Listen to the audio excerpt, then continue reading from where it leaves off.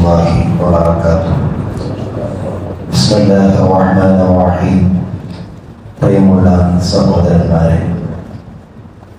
കഴിഞ്ഞ ഏതാനും ദിവസങ്ങളിലായി ഓരോരുത്തരുടെയും സമ്പത്തിന്റെ ശുദ്ധീകരണവുമായി ബന്ധപ്പെട്ട സക്കാത്തിനെയാണ് നമ്മൾ സൂചിപ്പിച്ചിരുന്നത്. ഇന്ന് സൂചിപ്പിക്കുന്നത് നമ്മുടെ ഓരോരുത്തരുടെയും ശരീരത്തിന് വർഷം തോറും നൽകേണ്ട ഫിത്ർ സക്കാത്തിനെ സംബന്ധിച്ചാണ്. ഫിത്ർ സക്കാത്ത് എന്ന് പറയുന്നത് ഓരോ ശരീരത്തിൻ്റെയും ശാരീരികമായും ആത്മീയമായുമുള്ള ഒരു ശുദ്ധീകരണമാണ്. ഹബീബായ റസൂലുള്ളാഹി സ്വല്ലല്ലാഹു അലൈഹി വസല്ലം തങ്ങൾ ഹദീസിലൂടെ പഠിപ്പിക്കുന്നുണ്ട്, സക്കാത്തുൽ ഫിത്ർ തുഹറത്തുൽ ലിസ്വാഹിമി മിനൽ ലഗ്വി വറഫത്ത്. ദുഷ്പ്രവർത്തനങ്ങളിൽ നിന്നും അനാവശ്യങ്ങളിൽ നിന്നുമൊക്കെ ഒരു നോമ്പുകാരനെ ശുദ്ധീകരിക്കുന്ന ഒന്നാണ് ഫിത്ർ സക്കാത്ത് എന്നുള്ളത്. ബഹുമാനപ്പെട്ട ഇമാം ശാഫിഈ റഹ്മത്തുള്ളാഹി അലൈഹി തങ്ങൾ അവിടുത്തെ പ്രിയപ്പെട്ട ഗുരുവര്യനായ ഇമാം വഖീഅ റളിയല്ലാഹു അൻഹു പറയുന്നുണ്ട്, ഒരാളുടെ നിസ്കാരത്തിൽ വരുന്ന ന്യൂനതകൾ സഹ്വിന്റെ സുജൂദ് കൊണ്ട് പരിഹാരമാകുന്നത് പോലെ നോമ്പ് കാലയളവിൽ വന്നുപോയ എന്തെല്ലാം ന്യൂനതകളുണ്ടോ അതൊക്കെ ഫിത്ർ സക്കാത്ത് കൊണ്ട് പരിഹാരമാകുമെന്ന് പഠിപ്പിക്കുന്നുണ്ട്. ഫിത്ർ സക്കാത്ത് നിർബന്ധമാവാൻ വലിയ സമ്പത്തിന്റെ ആവശ്യമില്ല.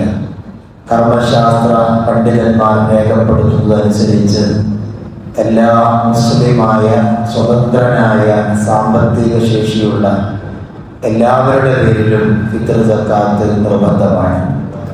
അതിൻ്റെ ഒരു മാനദണ്ഡം എന്താണ്? സാമ്പത്തിക ശേഷിയുടെ മാനദണ്ഡം. ഫിത്ർ സക്കാത്ത് നിർബന്ധമാവാൻ എത്രത്തോളം സമ്പത്ത് ഉണ്ടായിരിക്കണം?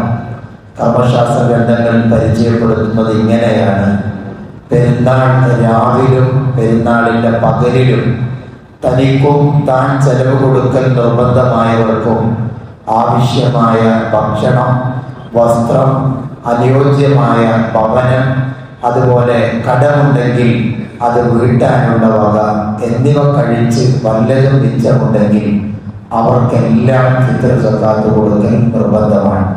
അപ്പൊ അങ്ങനെ ഒരു ഒന്ന് വിശദമായി ചിന്തിക്കുമ്പോൾ സാമ്പത്തിക ശേഷിയുള്ള ഏകദേശം ഭൂരിപക്ഷം ആളുകൾക്കും ഫിത്ർ സക്കാത്ത് നിർബന്ധമായി വരും. അവിടെ പ്രത്യേകം ഒരു മാനദണ്ഡം ഇസ്ലാം പരിചയപ്പെടുത്തി. കടം വീട്ടാനുള്ള വക എന്ന് പറഞ്ഞു. കടം വീട്ടാനുള്ള വക എന്നതുകൊണ്ട് ഉദ്ദേശിക്കുന്നത്, ഒരാൾക്ക് 5 ലക്ഷം രൂപ കടമുണ്ട് എന്ന് വിചാരിക്കാം. എന്നാൽ അദ്ദേഹം താമസിക്കുന്ന വീട്, അതല്ലെങ്കിൽ അദ്ദേഹം ഉപയോഗിക്കുന്ന വാഹനം, അതെല്ലാം വിൽപ്പന നടത്തിയാൽ അദ്ദേഹത്തിൻ്റെ കടത്തിൻ്റെയും മീത വരുന്നുണ്ട് എങ്കിൽ അദ്ദേഹത്തിന് കടം വീട്ടാനുള്ള വകയുണ്ട് എന്നാണ് ഇതിൻ്റെ അർത്ഥം. പെരുന്നാൾ ദിവസം ആ 5 ലക്ഷം പൂർണ്ണമായും അദ്ദേഹത്തിൻ്റെ കൈവശം ഉണ്ടായിരിക്കണം എന്നല്ല പറഞ്ഞിട്ടുള്ളത്. മറിച്ച് അദ്ദേഹത്തിന് കടം വീട്ടാനുള്ള വകയുണ്ടാവുക, അഥവാ അദ്ദേഹം താമസിക്കുന്ന വീട്, അതല്ലെങ്കിൽ ഉപയോഗിക്കുന്ന വാഹനം എന്നിവയൊക്കെ വിറ്റാൽ പോലും അദ്ദേഹത്തിൻ്റെ കടം വീട്ടാൻ കഴിയുമെങ്കിൽ അവർക്ക് പോലും ഫിത്ർ സക്കാത്ത് നിർബന്ധമായി വരും. എന്ന് മാത്രമല്ല, സമ്പത്തിന്റെ സക്കാത്തിനെ നമ്മൾ 8 ഇനങ്ങളായി തിരിക്കുകയും അതിൻ്റെ 8 അവകാശികളെയും പരിചയപ്പെടുത്തിയിരുന്നു.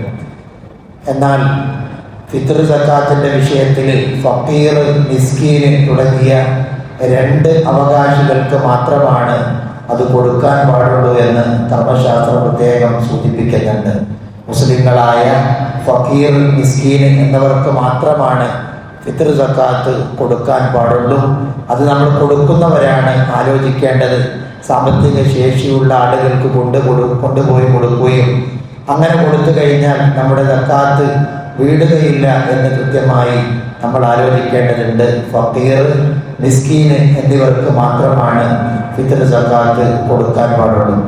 ഈ സക്കാത്ത് നിർബന്ധമാവാനുള്ള പ്രധാനപ്പെട്ട ഒരു മാനദണ്ഡം, വിശുദ്ധ റമദാനിന്റെ അവസാന ഭാഗവും ശവ്വാൽ മാസത്തിന്റെ ആദ്യ ഭാഗവും ഒരാളിൽ ഒരുമിക്കുമ്പോഴാണ് ഈ സക്കാത്ത് നിർബന്ധമായി തീരുന്നത്.